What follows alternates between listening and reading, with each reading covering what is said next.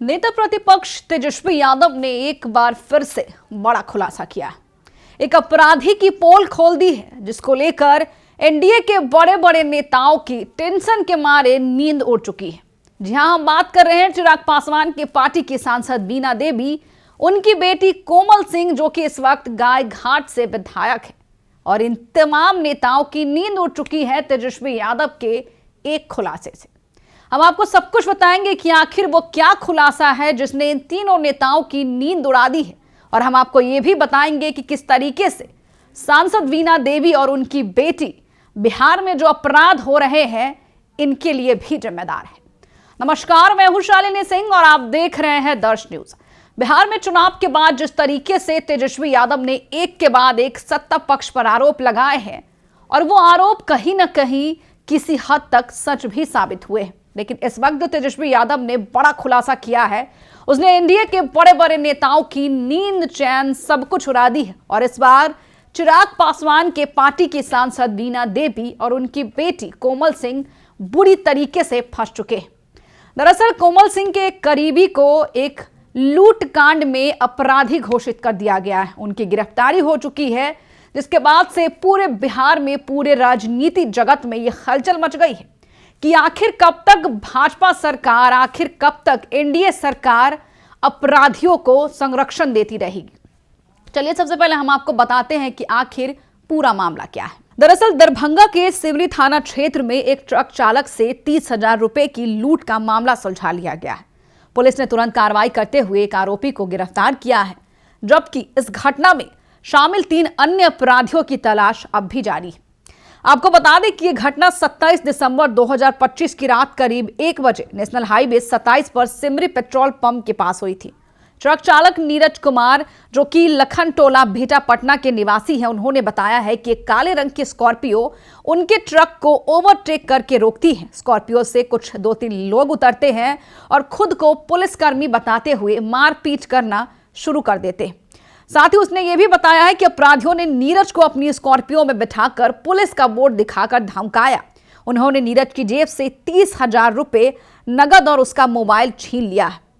उसके बाद आपको बता दें कि घटना की सूचना डायल 102 पर दी गई, जिसके बाद पुलिस तुरंत हरकत में आई। लेकिन इस पूरे खुलासे के बीच एक ऐसा नाम है मास्टरमाइंड प्रियांशु सरकार का, जिसने सांसद बीना देवी के साथ साथ कोमल सिंह विधायक का भी नींद उड़ा चुका है। दरअसल आप इस वक्त हमारे स्क्रीन पर एक फोटो देख रहे होंगे, जिसमें सांसद बीना देवी, उनकी बेटी के साथ एक और शख्स मौजूद है, जिसका नाम प्रियांशु सरकार है। और हमने जो आपको पूरा अभी लूटकांड का मामला बताया, उसका मास्टरमाइंड यही इंसान है। यानी कि अब यह साबित होता है कि एनडीए सरकार और उन्हीं के जो करीबी नेता के जो करीबी लोग हैं, आपराधिक मामलों में संलिप्त है। चलिए इस मामले को लेकर हम आपको आरजेडी का सोशल मीडिया ट्वीट बताते हैं, जिसमें उन्होंने साफ लिखा है कि बिहार पुलिस अपराधी को पकड़ती है, अपराधी को सही मौके से धर दबोचती है, तो ऊपर से दबाव बनाया जाता है पुलिस प्रशासन पर और अपराधी को रिहा कर दिया जाता है। आपको बता दें कि इस पूरे लूटकांड का मास्टरमाइंड प्रियांशु सरकार है, जिसका मोबाइल जब्त कर लिया गया है। और आपको यह भी बता दें कि बरामद स्कॉर्पियो गाड़ी भी प्रियांशु सरकार के नाम पर पंजीकृत है। आइए हम आपको अब आरजेडी का वो पोस्ट बताते हैं। भाजपा नीतीश सरकार में सभी सत्ता संरक्षित अपराधी ही अपराध को अंजाम देते हैं। बिहार पुलिस द्वारा पकड़े जाने पर ऊपर से पैरवी करवा कर बच जाते हैं। जी हां, इसमें तेजस्वी यादव साफ साफ कहने की कोशिश करते हैं कि अगर बिहार पुलिस अपराधियों को पकड़ भी लेती है, तो जो सत्ता के दम पर जो लोग हैं, जो यहाँ के सांसद है, विधायक है, अपराधियों को छुड़ा लेते हैं। और ये क्यों? क्योंकि अपराधी उन्हीं के करीबी हैं, जो उनके चुनाव प्रचार में उनके साथ रहते हैं, उन्हें जिताने में उनके लिए कोई कसर नहीं छोड़ते हैं। और ऐसे में अगर सांसद के करीबी, विधायक के करीबी लूटकांड जैसी घटनाओं में अपराधी घोषित होते हैं, गिरफ्तार हो जाते हैं, तो ये सत्ता के दबाव में, सत्ता के दम पर उन अपराधियों को चुटकियों में छुड़ा कर ले जाते हैं। आरजेडी के सोशल मीडिया वॉल पर आगे लिखा है, एलजेपी की वैशाली से सांसद बीना देवी, उनके पति जेडीयू एमएलसी दिनेश सिंह और जेडीयू विधायक कोमल सिंह का करीबी लूटकांड का मुख्य अभियुक्त हिस्ट्री शीटर मोनू सिंह उर्फ प्रियांशु सरकार कथित रूप से फरार है।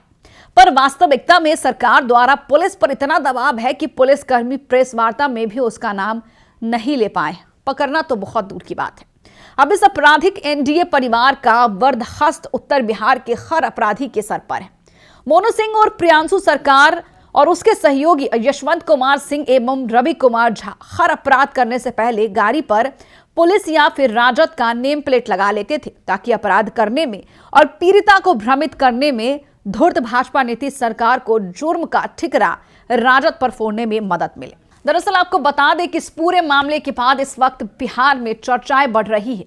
एक तरफ इस पूरे मामले को भाजपा नीतीश सरकार की नाकामी से जोड़ा जा रहा है, तो दूसरी ओर आरजेडी नेता ये साफ कह रहे हैं कि ये तमाम अपराधी लूटकांड करने से पहले नेम प्लेट के आगे आरजेडी लिख देते हैं, ताकि अगर कोई इन्हें देख भी ले तो ये पूरा का पूरा इल्जाम जाके आरजेडी के ऊपर लगे और ये कहा जा सके कि तेजस्वी यादव इस वक्त बिहार से बाहर है, लेकिन अब उन्हीं के जो कार्यकर्ता हैं, उन्हीं के जो लोग हैं, या यूं कहें कि उन्हीं के जो करीबी नेता है लूटकांड में संलिप्त हो रहे हैं। एक तरफ आपको बता दें कि जहां सम्राट चौधरी ऐलान करते हैं कि बिहार को अपराध मुक्त बनाएंगे, बिहारियों को अपराधियों से दूर रखेंगे, सूची तैयार कर रहे हैं। हर एक जिला से उन्होंने कहा था कि एक सूची बनाएंगे जिसमें हर एक छोटे से बड़े अपराधियों का नाम दर्ज होगा और एक एक कर उन पर कार्रवाई की जाएगी।